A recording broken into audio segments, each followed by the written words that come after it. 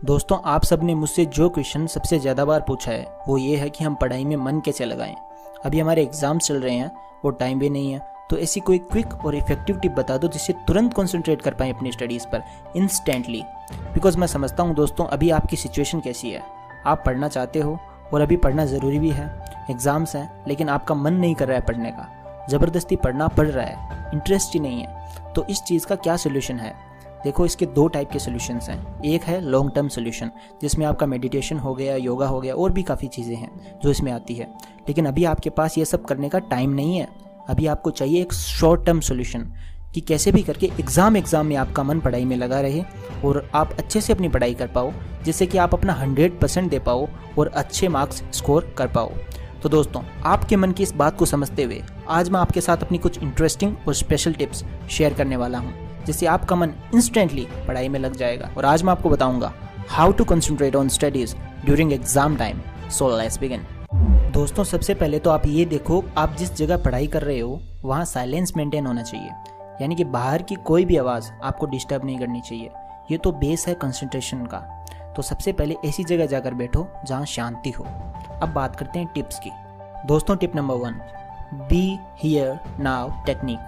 दोस्तों, ये एक सिंपल सी टेक्निक है जिसमें आपको क्या करना है कि जैसे ही आप पढ़ाई करना शुरू करें तो सबसे पहले अपनी आंखें बंद करके अपने आप को ये बोलो, बी हियर नाउ। मतलब अपने मन को बोलो कि यहीं पर रहो और कहीं मत जाओ। शुरू में आपको थोड़ा सा टाइम लगेगा, बट आई एम श्योर कि अगर आप इसे रेगुलर 2-3 टाइम्स कर लेंगे, उसके बाद आपका मन आपकी बात मानने लगेगा और आप जहाँ कहोगे वहाँ कंसंट्रेट हो जाएगा। Tip number 2, make it easy. I mean think that it is easy. दोस्तों, ये टिप काफ़ी पावरफुल और इफेक्टिव है। दोस्तों, पता है आपका मन आपकी पढ़ाई में क्यों नहीं लगता है? बिकॉज पढ़ाई से आपको मेंटल पेन होता है। सो आप क्या करते हो, उस मेंटल पेन से बचने के लिए पढ़ाई से दूर भागते रहते हो, इसलिए आपको पढ़ाई हार्ड लगने लगती है। सो आपको करना क्या है कि जैसे ही आप पढ़ना स्टार्ट करो ना, ये सोचो कि यार ये कितना ईजी है पढ़ना। ये चैप्टर तो इतना ईजी है कि इसे तो मैं 15 से 20 मिनट में याद कर लूँगा, चाहे वो चैप्टर कितना ही डिफिकल्ट क्यों ना हो। आपको ये सोचना है कि ये ईजी है। दोस्तों, एक बात बताऊँ आपको, कोई भी चैप्टर या कोई भी चीज़ या कोई भी काम ना तो ईजी होता है ना ही डिफ़िकल्ट होता है। ये आपके मानने के ऊपर है।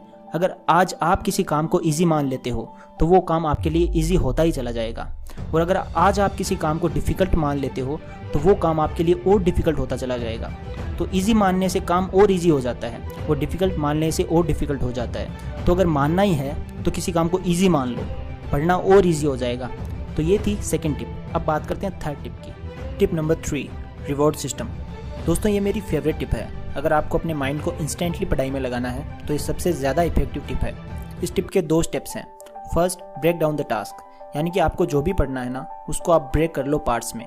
मान लो फॉर एग्जांपल आप एक नंबर वाले 150 क्वेश्चंस पढ़ रहे हो, तो उनको आप 50-50 के ग्रुप में ब्रेक कर लो। तो कितने पार्ट्स बने? 3, राइट। अब आपको क्या करना है कि पढ़ना स्टार्ट करना है, और जैसे ही आप 50 क्वेश्चंस पढ़ लेते हो, अपने आप को रिवॉर्ड दे दो। रिवॉर्ड यहाँ कुछ भी हो सकता है। अगर आप अपने मोबाइल और सोशल मीडिया से एडिक्टेड हैं तो 5 मिनट आप मोबाइल चला सकते हो, या अपना फेवरेट सॉन्ग सुन सकते हो 4-5 मिनट का, या कुछ भी ऐसा कर सकते हो जिससे आपके माइंड को खुशी मिलती है। उसके बाद वापस पढ़ाई शुरू करनी है और नेक्स्ट के जो 50 क्वेश्चंस है वो याद कर लो। फिर वापस 5 मिनट के लिए ब्रेक ले लो और अपने आप को रिवॉर्ड दे दो। तो ऐसे करके आप पूरे इंटरेस्ट के साथ पढ़ाई कर सकते हो और 150 क्वेश्चंस आप कब याद कर लोगे, मज़े मज़े में, आपको पता ही नहीं चलेगा। दोस्तों, टिप नंबर 4, ये एक ट्रिक है।